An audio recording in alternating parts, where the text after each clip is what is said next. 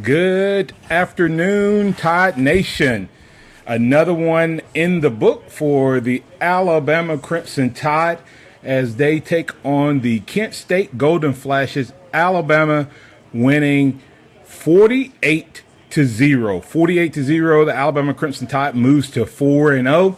This is Martin Houston, and I am glad to be with you following Alabama's 16th consecutive win. This is First Response Post-Game Show right here on Tide 1029 fan page. And thank you so much for joining us. Hey, want to get your thoughts and comments about what you saw in this game in terms of Alabama. We had some key takeaways that we wanted to see happen.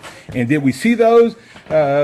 Yeah, maybe some we got, some we didn't get. So as we move throughout this time with you, just feel free to post your thoughts and your comments and everything on what you saw in the game. I'd like to know what your takeaways were from today, who you saw as a player of the game.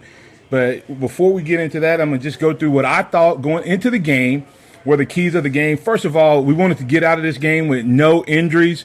Don't think we did that. Unfortunately, had several injuries early in the game.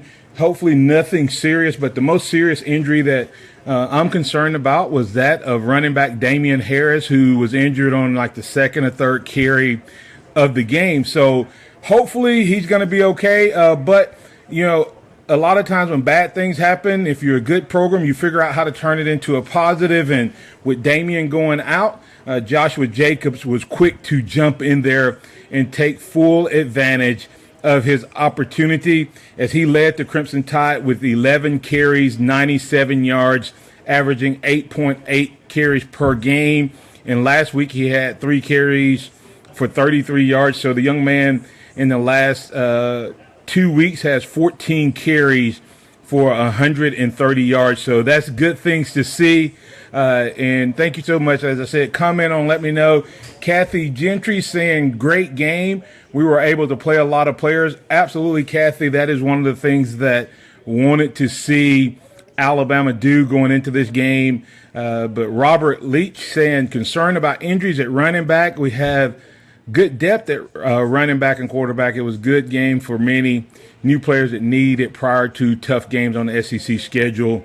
And so Pee Wee Roberts, player of the game. He has Jacobs. Like I said, I want to know who you think your player of the game is as we continue to move throughout. We had, like I said, injuries was one of the things we wanted to come out of this game, get the win and get out without any injuries. Well, I saw Marlon Humphrey grab his hamstring early in the game. He was back in, but don't like to see those hamstrings are kind of tricky injuries. So hopefully there's nothing more than some ice and rest needed from Marlon Humphrey. Also, it was good to see Calvin Ridley back in the game after he went down with the wrist. So hopefully he is good. And as we know, the only one that did not return that was injured was Damian Harris. And he was seen on the sideline with a lot of ice on that ankle. And hopefully it's just a sprain, but that will be the key thing to watch as we move throughout the week. But once again, like I said, oh yeah, and I'm sorry, I forgot to mention, Bo Scarborough did go down with an injury, but he was able to return, and I thought it was his knee again, and I felt really bad for him, but it appears that it was more of a helmet to the thigh right above the knee area. And part of that is these guys wear their pants up above their knees, and they have these little bitty pads on, and those helmets, when they hit those legs without the pads, can lead to some serious bruises, and I think that's what happened with Bo Scarborough. The other thing we want to see going into this game was the offensive line improve both in penalties and in run blocking.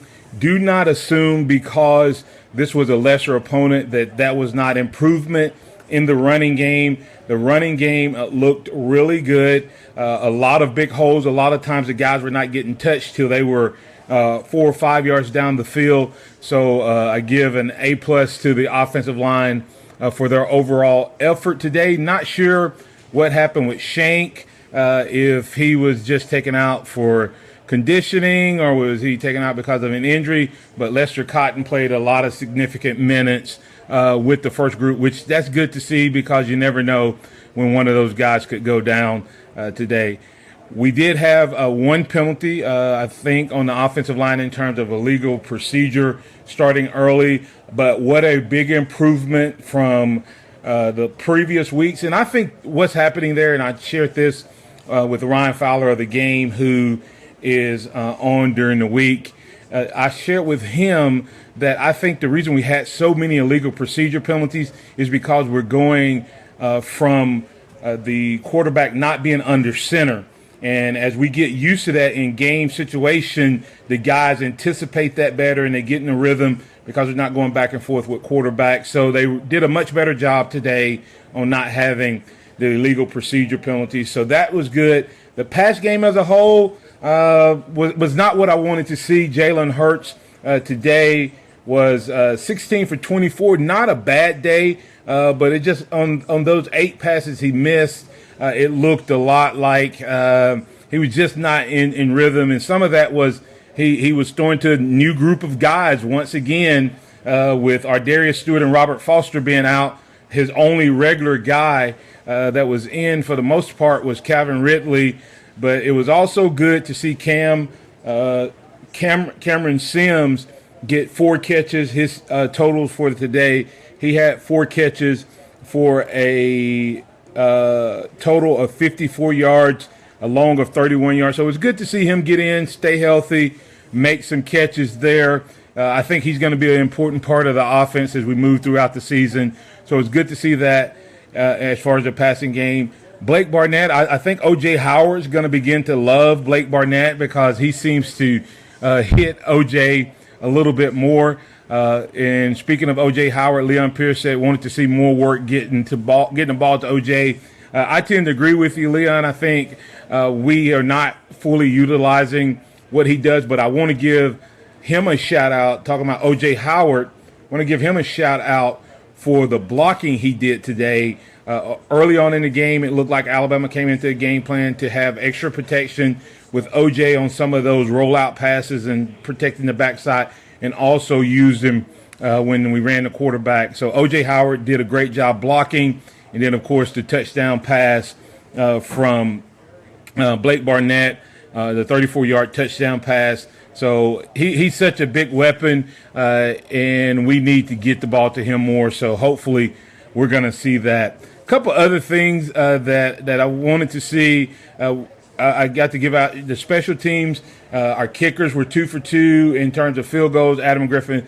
And, of course, I'm going to butcher his name, but our backup kicker, Andy Papanastos, I think is how you say that, transfer from Ole Miss, was able to get in and kick a couple of extra points. So it was good to see that happen in case we have to use him at some point in the season. And then we also may have found a backup punt returner to Eddie Jackson, who was still dealing with a little soreness from the previous game against Ole Miss, and Xavier Marks on his punt return for a touchdown takes it 90 yards. I mean, not 90 yards, a 75-yard touchdown run for him. So overall, Lafayette Duke, I agree with you. A great game. I mean, Martin Graham, great game for the Crimson Tide in terms of just doing what they needed to do. I think we got away with just one serious injury. The running game was definitely much improved in Josh Jacobs. So we're excited to see what he was able to do there in terms of running the ball. And then a lot of other guys got some carries, and I'm going to go through all the statistics here in a minute. In the meantime, I want to know, what were your takeaways from the game? Who was your player of the game? Anything that you saw out there, any surprises, disappointments? What do you want to see as Alabama moves from Kent State up to Kentucky next week? Another opportunity for this team to get better without a lot of stress on the overall performance. A couple of things that I saw in this game that I want to highlight is, first of all, I got to give another shout out to Mack Wilson. Last week he got in for one play, was able to get a devastating block. This week he comes in and catches the touchdown pass from Jalen Hurts. So Mac Wilson showing that he can be a legitimate fullback weapon, both blocking and catching. Next week we want to see him run the ball. So be interesting to see what happens overall. This defense gets the shutout 48-0. Want to see the second group play a little better. Still concerned with the overall depth of this team on defense. We were able to get a lot of reps in. Some of them were quality reps. It was good to see some fourth down opportunities. And even though they came up just a little short, was disappointed to see the quarterback get outside and almost stretch it in the end zone for a touchdown. But either way, they reserved the shutout. Alabama, once again, Alabama Crimson Tide moves to 4-0, 2-0 at home, 48-0 over the Kent State Golden Flash. And this defense rebounded to give up a grand total of 100. And let me make sure I got this right. A grand total of 166 yards was the total for the day, and 47 of those came on one run by Justin Rankins, and another 16 came on George Bolus. So you take those two plays out, and they helped this team to under 100 yards for the remainder. Right at 100 yards for the remainder of the day. So defense, hey, good for them to come back and play the way they did. The streaks continue. Another game with a turnover for the defense. Thought we were going to have another possible touchdown by the defense. Didn't have that, but we did have and continue the streak of non-offensive touchdowns. So Alabama Crimson Tide doing what they need to do. Let's quickly run through some statistics. And as I said, I want to hear from you. Hey, guys, type in who your player of the game is. You can give me an offensive player of the game, defensive player of the game, and even a special teams player of the game if you would like. We'll share those comments and tell me why. But overall, 200, and let me make sure I got this refreshed here as we're pulling double duty on both airing here and making sure that I'm giving you the proper stats. And Gary Leonard, you asked the status of Harris. I don't think there's been an official status on what Damien's circumstances are, but he was back out on the sideline with just ice on it. So that means it's either a sprain or some type of sprain or something there, but not a serious injury in terms of needing any type of brace or anything like that. Of course, when you go live, things happen here, and my computer has decided that it does not want to update here, so disconnected from the internet, but hopefully I can get that back up here in just a second. All right, Lafayette Duke, defensive player of the game. Minkah Fitzpatrick with 2 sacks. That was good to see. What this game was about for Alabama. We all knew going into this game that Alabama would win the game. But what this game was about was for Alabama to make sure that, as I said, they got through without a lot of injuries, that they improved the running game, improved the offensive line, got depth on defense, and worked on defense. And what you saw, Lafayette, there is we were aggressive, and I like that in terms of sending the blitz, not taking it light, because Kent State was considered a smaller or lesser opponent. So it was good to see what happened there. Total yardage for the game, Kent State at 166, Alabama at 502. So Alabama breaking the 500-yard mark there. Alabama with 33 minutes and 33 seconds of possession, 26-27 for Kent State. And first downs, Alabama has 26 first downs. Kent State has only 5. Quarter-by-quarter scoring, Alabama starts the game off in the first quarter with 3 consecutive touchdowns, 3 consecutive touchdowns, 21 points in the first half, 20 points in the first quarter, 20 points in the second quarter, and then only 7 in the third and none in the fourth. But at that point, Alabama had taken complete control of the game and was simply trying to get out without losing anybody and making sure that they got away with the win. Here's a couple other statistics you want to look at in terms of completion percentage overall. With 4 quarterbacks playing, Alabama was 22 of 34 for 217 yards. Third down efficiency, an area that I think we need to look at and be concerned with. 6 for 14 for Alabama on offense. That's not bad, but would want to see that be a little bit higher. And then third down efficiency on defense was outstanding. Kent State 1 for 13 on third down efficiency. Rushing attempts, Alabama had 46, averaged 6.2 yards per carry for a total of 285 rushing yards.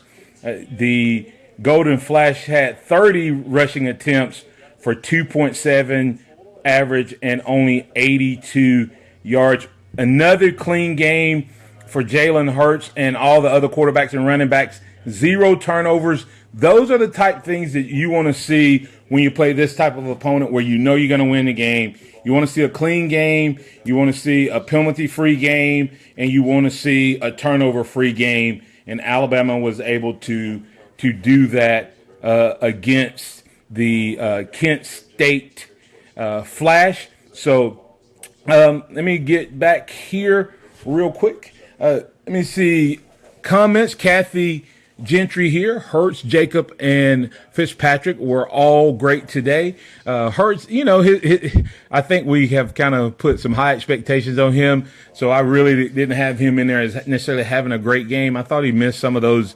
passes that he has to improve on and trust his eyes a little bit more and his arm a little bit more than his legs. But Jacobs was absolutely outstanding. And then don't forget about this defense as a whole. Just didn't have a lot of opportunities as they were 3 and out many times. Their punter had 9 punts. Our guy had 2 punts for an average of 49 yards. So we were making them punt the ball a lot more. And then Leon Pierce said O-line starting to work together and learn each other's strengths. And Leon, you have nailed what I think the key is going to be for this team and to move forward. Our defense is going to be great. It's going to continue to improve. I think we have some key guys in skill positions, quarterback. We see that Joshua Jacobs, I believe, can be that first-year running back in the likes of Mark Ingram and Trent Richardson and Yeldon and those types of guys. Hopefully Harris will be back 100% for Kentucky, but it's going to all start with that O-line.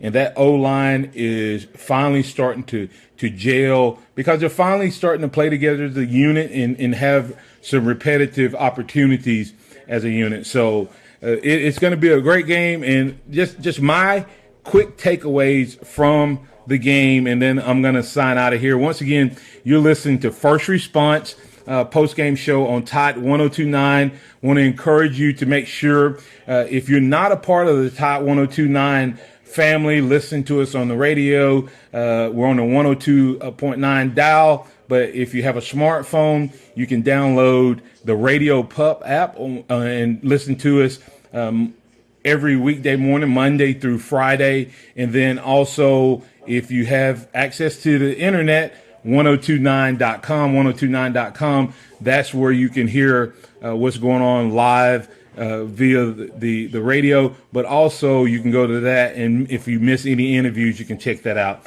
Our daily lineup, I'm Martin Houston, by the way. I host the Morning Blitz, and I start off each day, Monday through Friday, from 6 to 7. Then Wimp and Barry Sanderson from 7 to 9. 9 to 11 is the Gary Harris Show. And then from 11 to noon is Travis Ryer at Southern Fried Sports. Aaron Suttles of the Suttles Approach is on from 12 to noon. 12 to 2, and then from 2 to 6 is Ryan Fowler of The Game. This is each and every day live and local content. One of the things I do is I actually broadcast live on Facebook, my personal Facebook page, each and every day. Do my show there as well as on the airwaves, so you can follow me there, like me there on my personal fan page, and catch up with the Morning Blitz. And if you miss it, you can always go back and review it. Hey, tell your friends about First Response, a chance for you to recap, review, and respond to the game. This is all about you, bringing you coverage right to where you want to be and where you're at, and you're able to immediately respond, like Leon up in Tennessee, getting in on the conversation. And so this is a great opportunity for you to be a part of Alabama football, Tide 102.9. Immediately following each and every game, we'll have First Response. I'll be hosting it, but great win for Alabama, 48-0. This is what I wanted to see in the game. This is what I got from the takeaways.